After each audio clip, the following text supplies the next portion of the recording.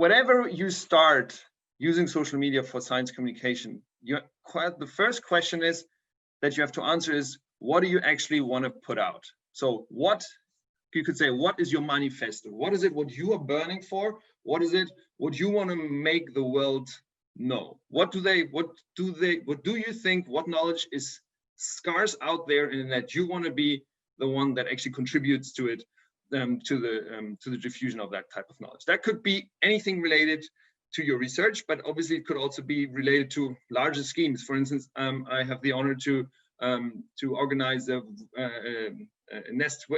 webinar series on sustainability transitions theory. And I don't know if any one of you is on the STRN mailing list. That's the mailing list for this Sustainability Transitions Research Network. And we have these webinars every month.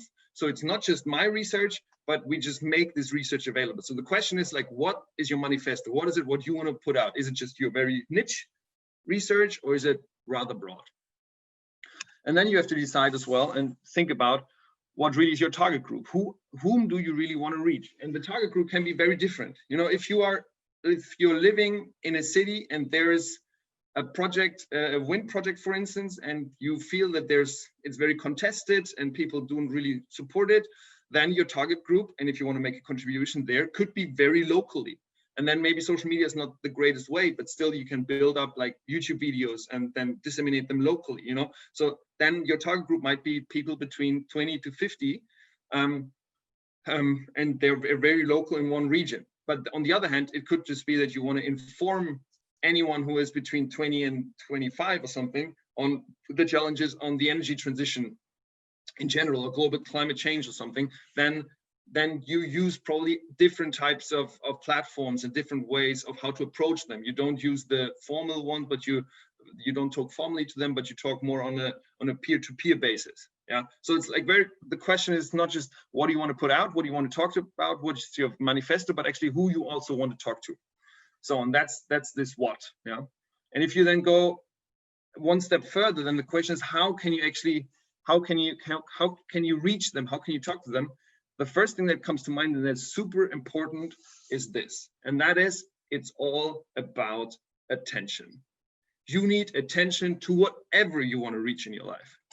If you want to sell sneakers, you need attention of the end consumer. If you want to run for office, you need attention for the people that will elect you. If you want to implement some kind of policy, you need people to care, and you need people to listen to what your suggestion is. If you want to be a highly booked speaker, if you want to get your word out and maybe be a TED Talk, have a TED Talk eventually, you need attention. And that's the same for the research, that if you want to have your research heard, you need attention. So the question is, where is that attention? And currently that attention is very much on the social media platforms. And when you look at these social media platforms, there's 4 types of formats of how you can put out content in order to grab the attention of your target group, of the end consumer, of the policymaker, of whoever you want to really talk to.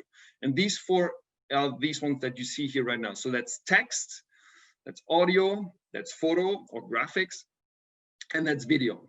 So these are the 4 types that you have to decide how you want to put out content. And every type has its upsides and its downsides. Obviously, we live currently in the time of the rise of video. Everything is visualized, but that doesn't mean that with great audio, with great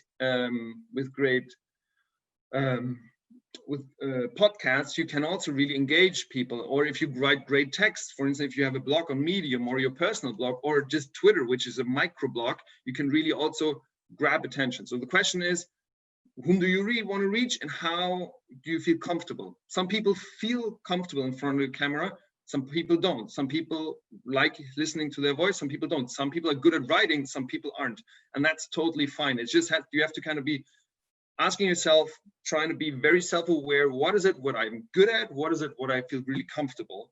And then that's what you choose. And you can also use most of them on different social media platforms. For instance, on Instagram, you can write, you have photos, you can write text, and you can put up videos. So it's pretty much the question of the format, and then you ask the question of the channel. So that's the how. And now the question is, where do you actually want to disseminate it? And what's super important here is that it all starts, again, I just said that, it all starts here. When you are traveling, you see everyone is having their mobile with them.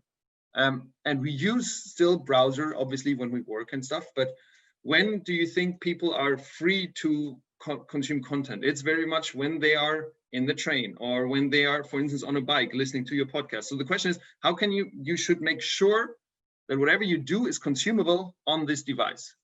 And then you have a great variety of things and platforms that you can actually use. And here's, yeah, it's a little overview. And I guess most of you know all these platforms. I'm just going to go through them a little briefly. On the top left, you have Twitter, and then there's Instagram and Snapchat, and you have YouTube, and you've got Facebook, and you've got Spotify. Spotify can be used very, very well for podcasting. I have a podcast on the German energy transition. It's called Empower, and we've had it for 8 months now, 7 months, and it's going pretty well. We've got like more than 40,000 streams and 3,500 subscribers. So podcasting is a good idea. Then LinkedIn, obviously. Then TikTok. Medium is a great way to publish your blog if you don't want to. If you don't want to have a personal blog, and the advantage of Medium is that they give you more traffic. And then obviously you have these more research-oriented social networks, which one is Google Scholar, which is not really a social network, but it's really an easy way to put out your content. And I would advise every one of you to have an account on Google Scholar, because like that, you can someone can click on your name and see all the things that you have written, and then to see, okay, for what type of content can I invite them?